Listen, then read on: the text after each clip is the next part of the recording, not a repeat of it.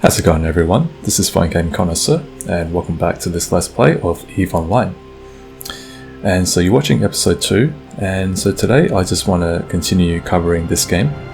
I've been enjoying it a lot, and so I've been digging deeper into the game features, the features of this game, and so today I want to cover several things. But first of all, I want to give a shout out to one of my long-time viewers. His YouTube name is Eric Malkovian. I'm not sure if that's is that how you pronounce your name. So he's one of my long-time viewers, and I remember I think he first commented on my video when I went to the Minotaur cave in Mortal Online, and so I always remember Eric Malkovian from that video. And so he's been, he's one of my long-time viewers, and it's been many years since that video of my visit to the Minotaur cave. So I want to give a shout out to him. And so he says that he's been looking forward to more videos of EVE Online. So that's part of the reason why I'm doing this video. Alright, so I've been covering this game in greater detail, and so I want to show you something. I'm going to show you. So you see these blueprints here. So these blueprints. So okay, let me just tell you the reason why I got these blueprints. So I bought all these blueprints off the market. Let me show you. And a lot of them I actually bought at Jita. Because actually I've been hanging around Jita for quite a bit, because this is the place where a lot of trades go on, and a lot of people sell stuff here. So I bought a lot of these blueprints here in Jita, and there's a few others that I bought at Itamo, and I think Uitra, and several other places. So let me tell you the reason why I bought these blueprints. So let me just bring up. Alright, so as you know, the Merlin that I use, uses the lead charge, small lead charge for the guns, and alright, so as you can see, these are rail guns, 150 millimeter rail guns. They use the small lead charge. So I've been running some level 1 missions, and so it got to a point where my ammunition was running low, and so I went to the market to look at buying more. And so the other day, when I went on the market, there wasn't that many people selling the small lead charge. There was I think maybe about 3 or 4, and the prices they were charging were somewhere around the 24 to 26 ISK per unit mark. And alright, so let me just show you. So now you've got people selling at 14 ISK, or actually 15 ISK per unit. But the other day when I went to look, there was only like 4 people, 4 sellers selling them, and so they were all priced around about this price mark. And so I think I had to buy like 500 or something, 500 and I think maybe about 580. And if you look at the price here, 15,631 ISK, and that's actually quite a lot for just to buy ammunition for your guns, because there weren't anyone else who was selling at a cheaper price. The cheapest price I could find was I think 24 ISK per unit. And so let me just show you how it compares.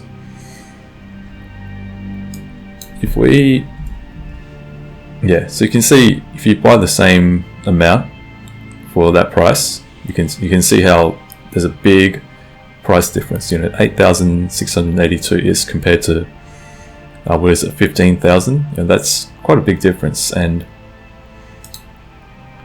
so yeah, so at that point I decided I wasn't going to buy it off these at this price, because it's just a little bit too much in my opinion. Just to keep my railguns fed with ammunition. I think that's 15,000 was a bit too much for me. So I thought to myself, well, how else can I get the ammunition?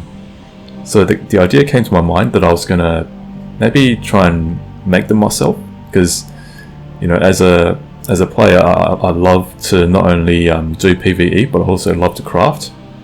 And so I had a brief look around. I actually didn't look into any guides or anything. I just started looking around, and I looked at this industry button here.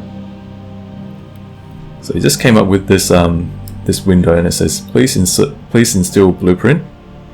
And so I thought, oh, okay, so you just install a blueprint. So what I did was I went and looked for the where is it? Here we go.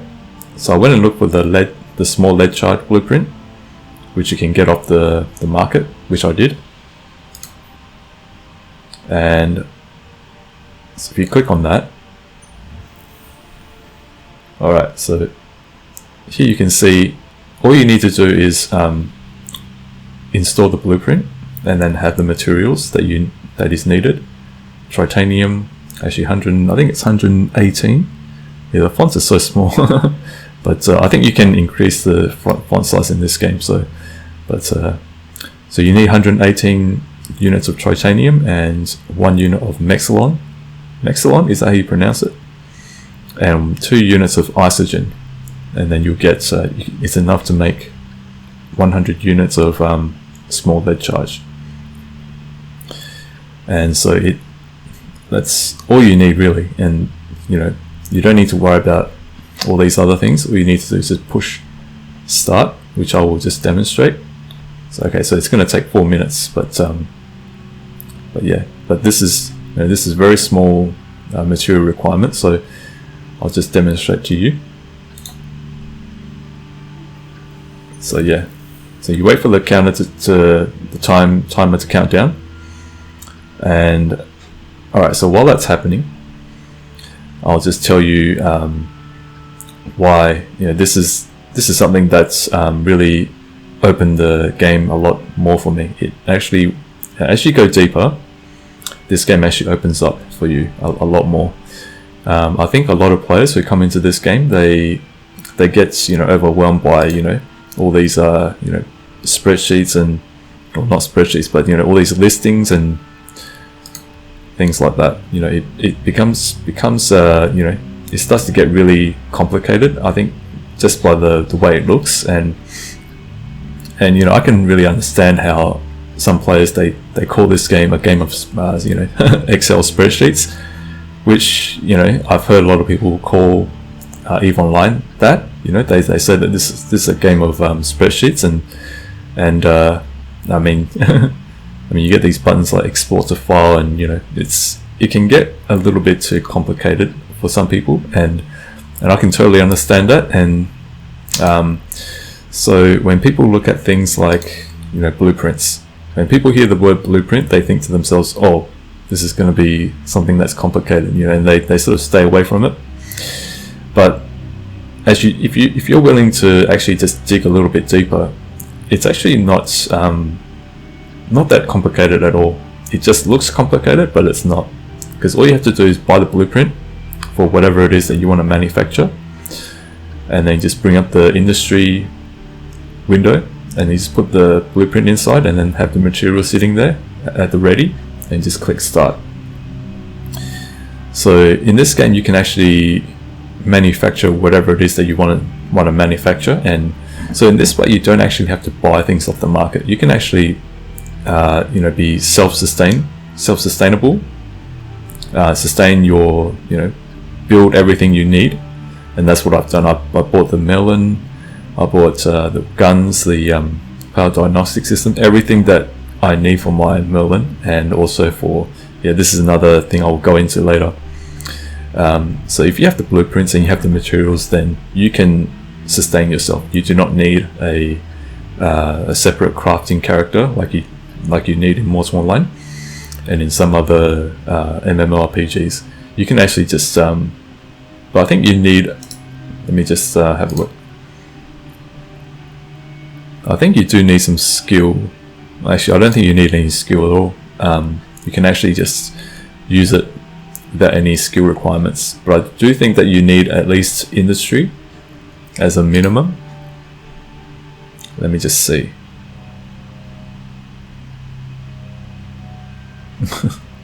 That's the problem with this game. I think sometimes the windows don't come up straight away, but I think it's because it has to pre-cache and preload and everything. I think it's in production. Yeah, so I think you do need industry. Allows basic operation of factories, 4% reduction in manufacturing time per skill level. So I think the barest minimum you'll need is level 1 industry, and I think that should be it. Resource processing, salvaging. Okay, that's for mining. And so anyway, so it's actually very easy, and if you're willing to dig a little bit deeper, you can actually find that this game is so much more than what it appears to be. And so what I've been doing is I've been mining these rocks in the asteroid belts in different systems, star systems, and so I can, reprocess and get the materials. Now different rocks have okay, that's scordite, and okay, let me just can I remove this? Remove item. Okay, yeah. So Veldspar gives you titanium. What about kernite? Let's have a look at kernite. Oh, okay. So it gives you titanium as well. Okay, so but different asteroid rocks give you different materials, and so that's what I've been doing. I've been mining, different asteroids for the rocks, so I can reprocess them into materials. So I can then manufacture my own things. Okay, so that's finished. So now all you have to do once it's finished is just click deliver.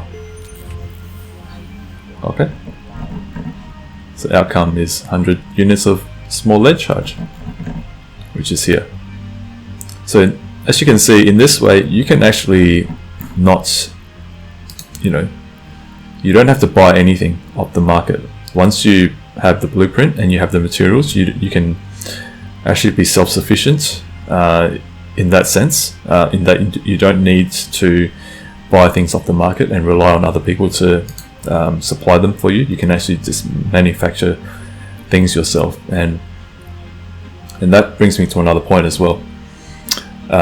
So if you have the blueprints and you have the materials, you can actually manufacture a lot of things, the things that you want to manufacture, and sell it on the market. So let me just clear that. Alright, so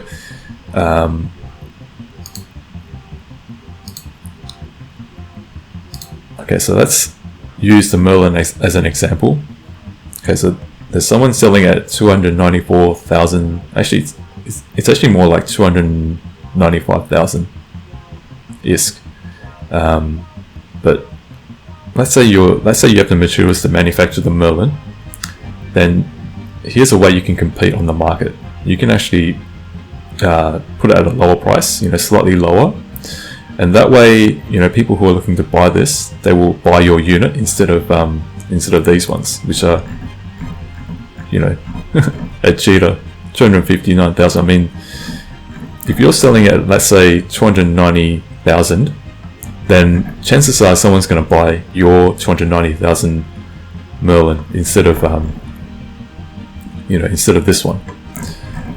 However, it also depends on the jump distance. Like if you put this, if you sell it at what's this Ishism system, if you sell it at 290,000, it's more than likely that people are not going to bother, because if it's just a $4,000 4,000 ISK difference, then people are going to actually, for the sake of convenience, they buy something that's nearer, and maybe they'll buy something, maybe people will still buy it off at Jita, who knows. But so it's all about location and what your asking price is.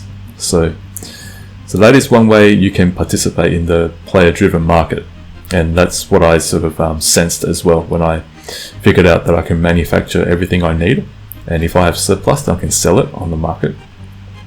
So this is your, I guess, your ticket, your pathway into the player-driven market, and it's not hard at all. You can actually be a player in the player-driven market, and so that does open up the game in that way as well. It actually allows you to be doing much more than just PvE or whatever it is that just that one activity that you're doing. You can actually expand that into manufacturing and selling and so forth, and that also sort of ties into transportation and transporting things to different systems to sell at different systems. So, but by and large, I think a lot of people are going to be at Jita. Okay, let's just close this. If you look at the number of people in Jita, in this station, 1,089 people. On certain days, you can get up to even higher. I think last time I saw there was 1,600 people. So just in this station alone, in this Caldari Navy assembly plant, you've got 1,000 players. Yeah, so you look at them all. They're all in this station. Now, one thing you want to know is that EVE Online is a hardcore sandbox. That's not for the faint of heart, like I mentioned in my first video in the description. It is not for the faint of heart, and so all these players, they could all potentially be players who are out to get you if you allow them. So they could all be trying to wait for that right moment, or for the information to present itself. Someone might let me just bring up the chat channels. Wait, that's not it. So I'm still in the State War Academy, which is an NPC corporation, and so there are a lot of people. There's like in local, there's 1,200. So much chat. So anyway, the corporation that I'm in currently has 382 players. Now, while you might think that just because they're all in the same corporation as you, then therefore you can hopefully trust them, actually that's not the case. What you'll find is that a lot of these players, they may be alts, or they may be just playing in this corporation to hopefully take advantage of people's trust.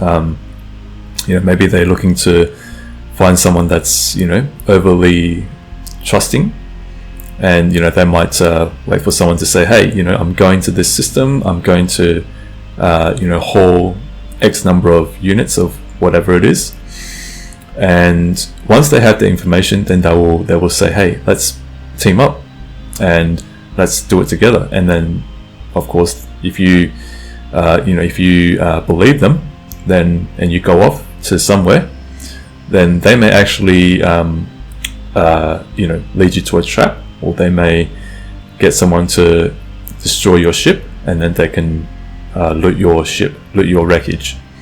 So so there's all kinds of different ways that players can get you, but this is normal. This is part of what EVE Online is. I remember in one incident back in 2013. I think I was posting a want to well, I was going to sell this item. I can't remember what the item was, but it's some sort of an implant or something. So I posted the implant and I said I will sell it for, I think, 1 million ISK. Can't remember how much it was, but so I put up the one to sell, and then next thing you know, this player requested for a private chat. And so they opened up a trade window and I put up the item, and then they put up 1 million ISK. But when I hit accept, suddenly they changed the amount to 1 ISK. So I ended up getting duped. Oh, not duped, but I actually got scammed. And so the person got my implant for 1 ISK instead of 1 million.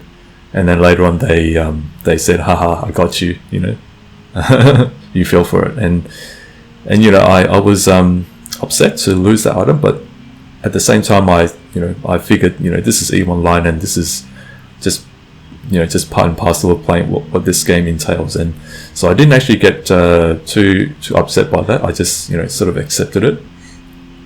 You know, the player was obviously knew how to, you know, scam, and you know, scams in this game are actually legit. I'm not saying that you should go and scam other people, but I'm saying that you know, there's a lot of ways that players can scam and, you know, trick you and, you know, destroy your ship, loot your stuff. You know, there's a lot of ways that players can do that in this game, and these are all perfectly acceptable and legitimate forms of gameplay. You know, as long as you're not breaking the terms of service, you're not, if you're not breaking the code of conduct and whatnot, you know, the end user license agreement, then everything else under the sun is perfectly acceptable. So that's one thing to keep in mind if you are thinking of playing this game. You know, don't be a fool.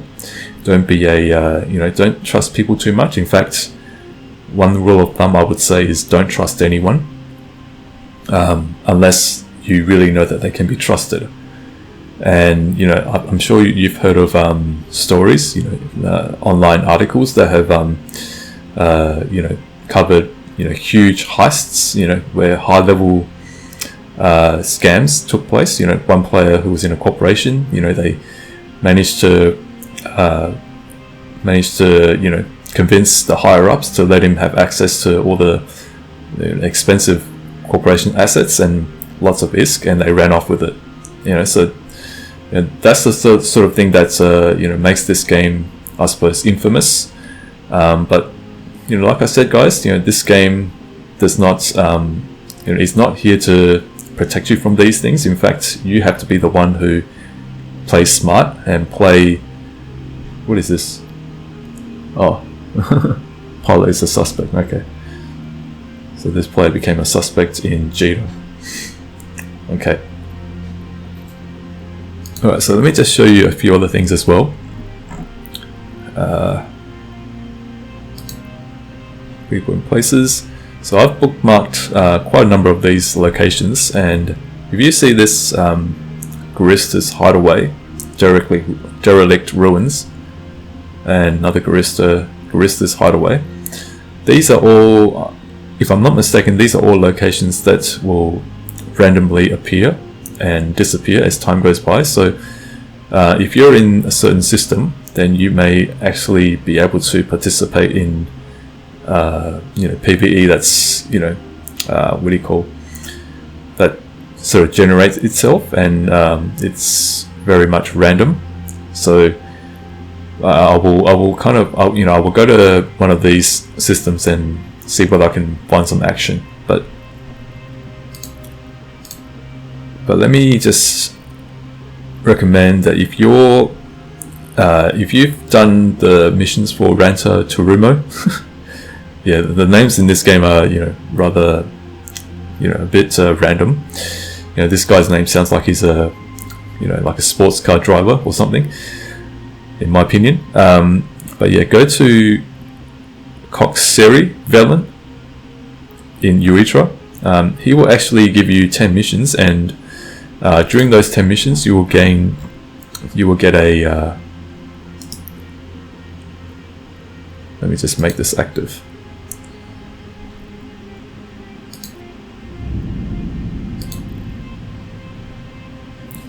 you will get a venture. You know, this is a entry-level mining ship. Looks pretty cool, and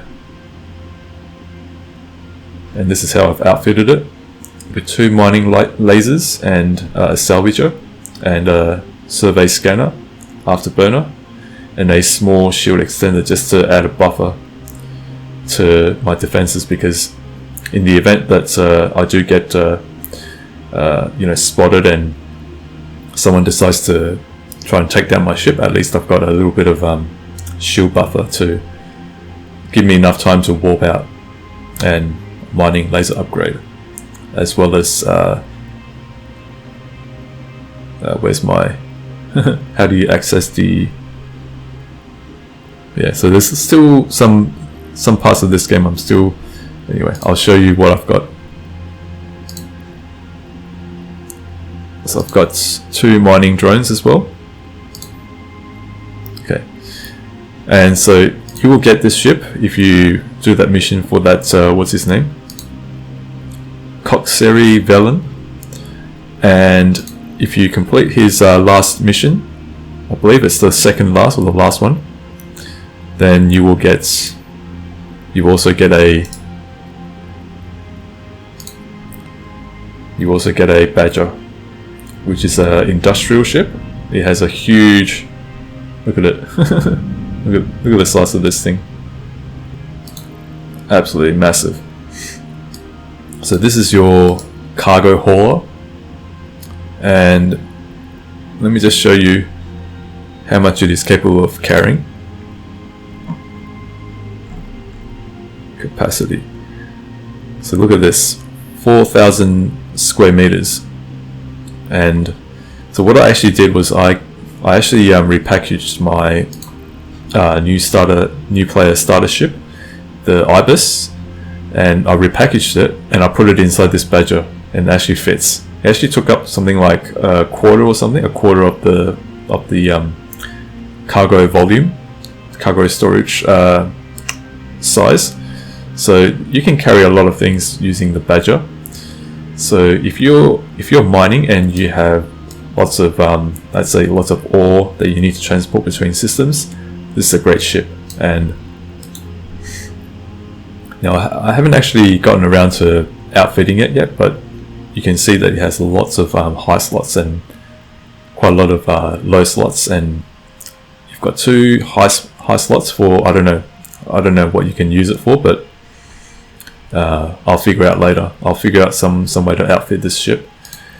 But yeah, so yeah, this game really does open itself up once you dig a little bit deeper, and that's really, so yeah, don't get overwhelmed and don't get intimidated by the fact that it has so many, you know, buttons and so many spreadsheets and listings and whatnot. Once you're willing to dig a little bit deeper, okay, this one's uninsured, so it's actually this one, isn't it? This is the one that yep. So basic insurance. Maybe I just talk a little bit about insurance as well. Okay, right. So this is not insured. So let me.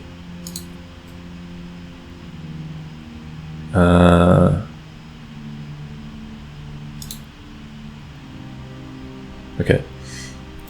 Alright, so you've got different levels of insurance. You've got basic all the way to platinum, sorry.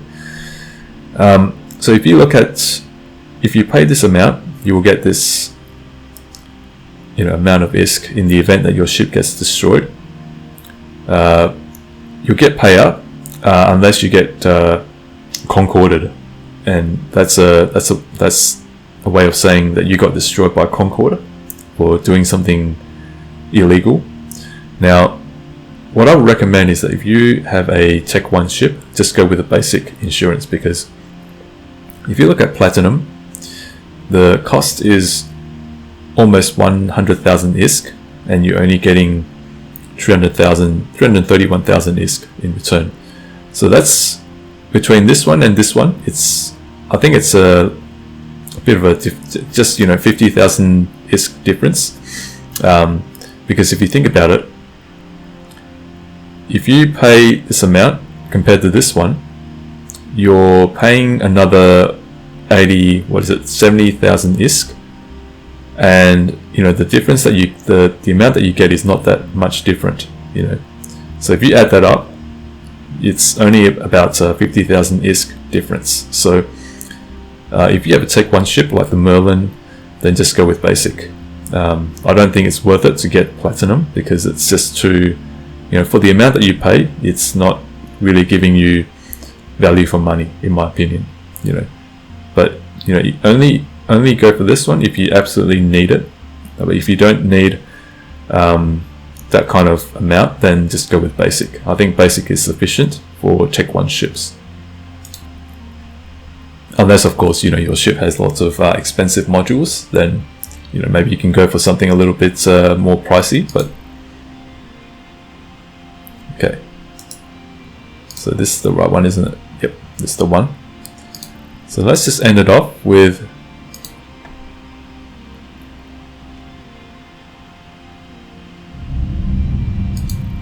let's go and do a little bit of hunting just to finish it off. I like to finish off with something. Finish off with some action. How about we go to this one first? We'll go to the derelict ruins. This is just one jump away in New Caldari.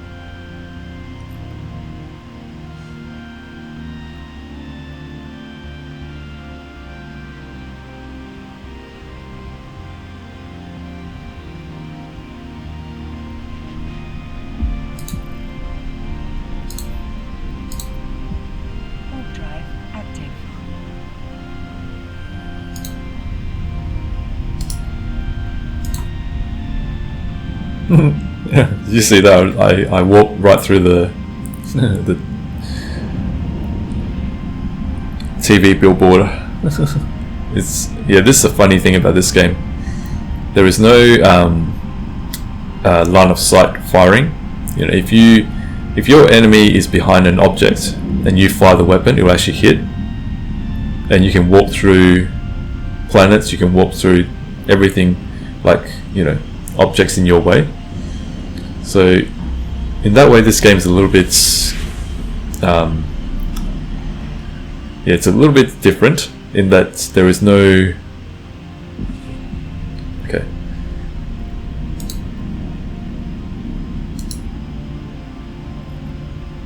So let's go to Derelict Ruins.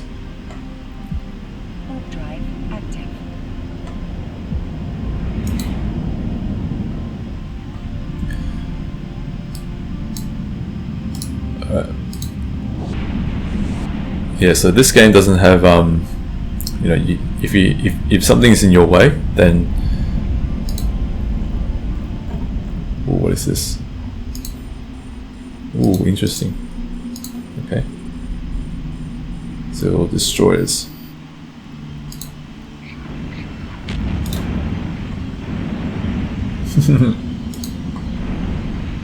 Well.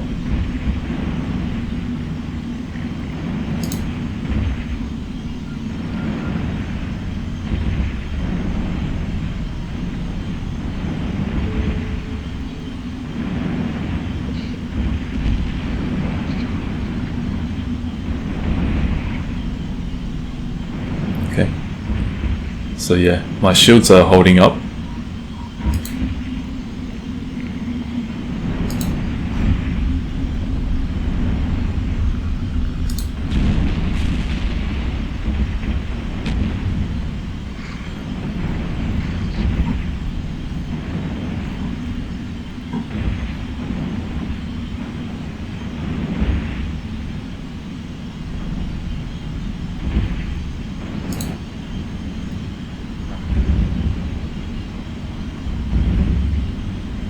Okay, so that's the enemy ship.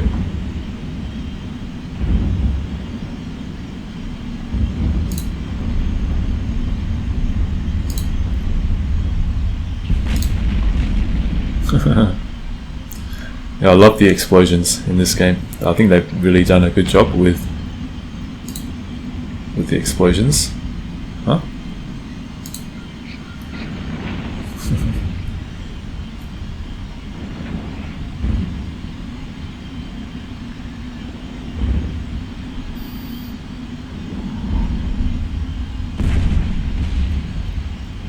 Okay, so there's no wreckage. Alright.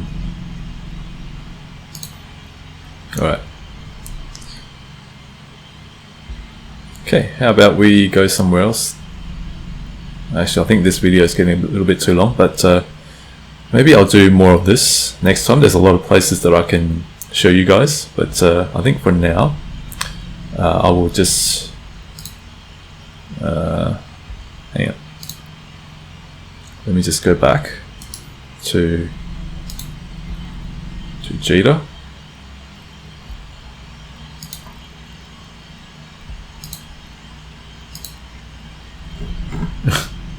Okay, sometimes you do need to click around before you can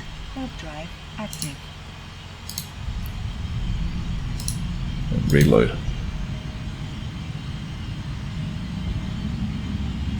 Okay, so I'm just going to go back to Jita, and then I'm going to get my adventure. So I'm going to show you Salvage.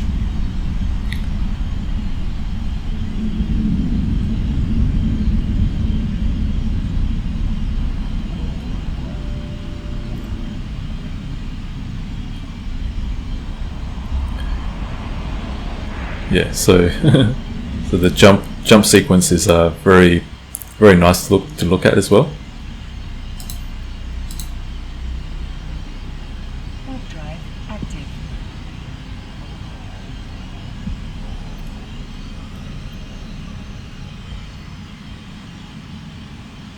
So as you can see just now, my shields were holding, and the recharge rate is quite high as well. I think it's 10 points per second.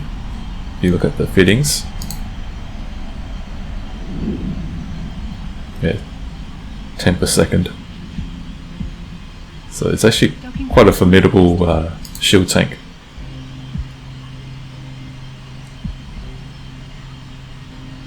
Docking request accepted. There's a lot of ships in Jita. But yeah, right now there's not that many because the server's about to shut down for regular daily maintenance. So probably enough time for me to just show you Salvage, and then I'll finish the video. Wait.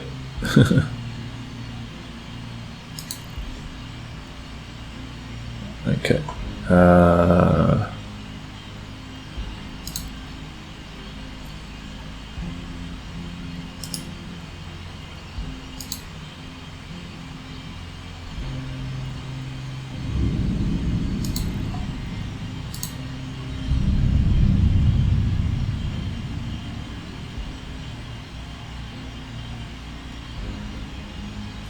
Okay, let's try and do this as quickly as we can.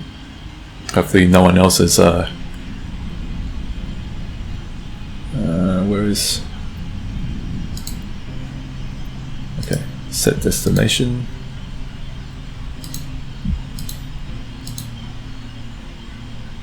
Warp drive active.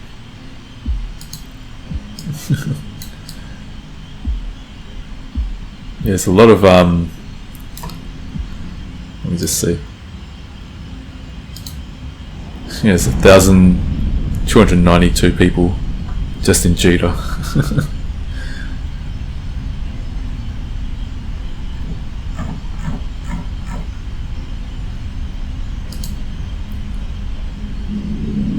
So yeah, hopefully this video is has helped you to gain a... Oh, look at this ship. Oh, there's someone else's very nice. So I hope this video has helped you to just see how this game can really open up, you know, to you once you're willing to dig a little bit deeper. Because like I said, you know, on first look, you know, when you look at all the different you know, UI elements and all these numbers, and you know, I mean, just the ship fittings alone, you know, is enough to turn some people away. I mean, look at all these numbers. It's so complex. But you know, if you're willing to look beyond all these complexities,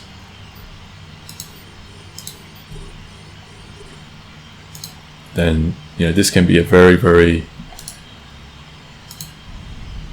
immersive and very gripping game.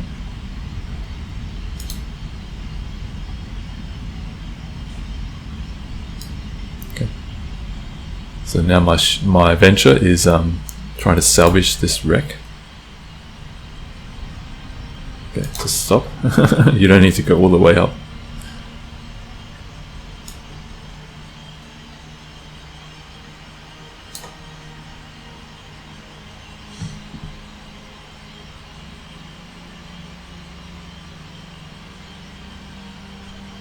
Okay, so actually anyone from State War Academy can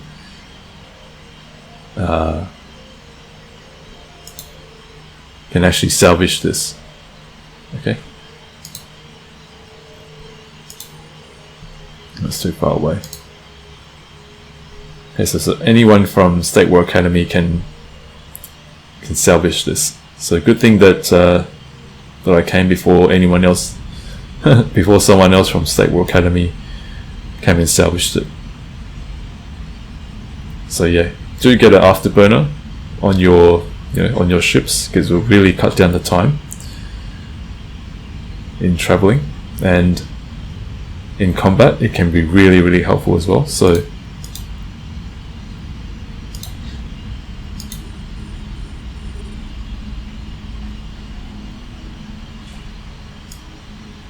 okay, so let's see what we salvaged.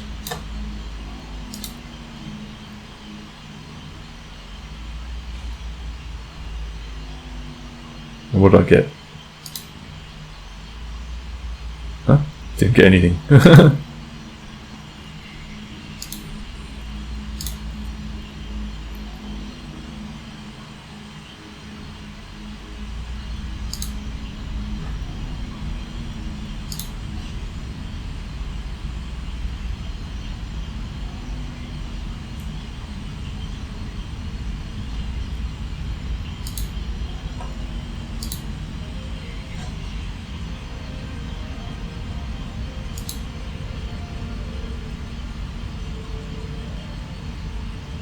Okay, so you can actually bring up the other players' portraits.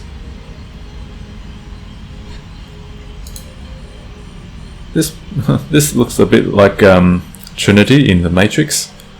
Yeah, it just came into my mind. What? Oh, wrong wreck. It's been a long day. I just got back from work. Been working quite long hours this past week, and so a little bit tired, but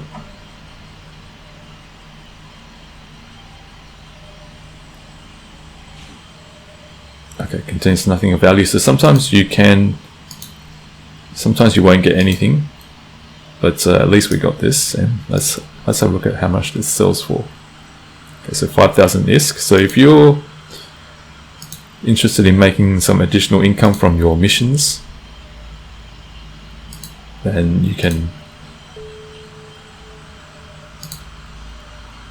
Okay, let's go back to Jita. So maybe I'll show you guys more these sites. I think the next one next video I will show you guys these random sites that pop up.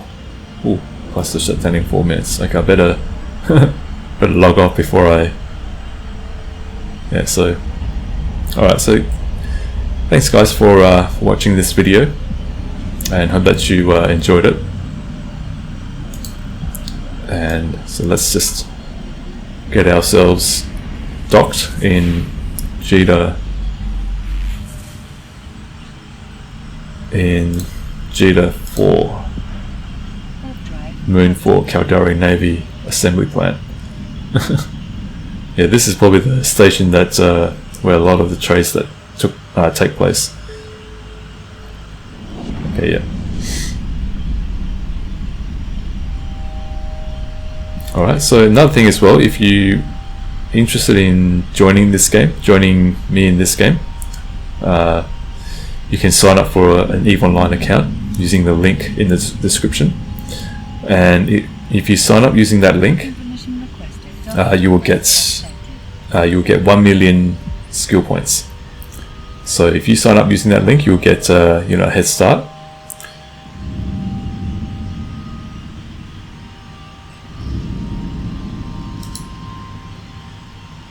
Okay, let me just dump this in the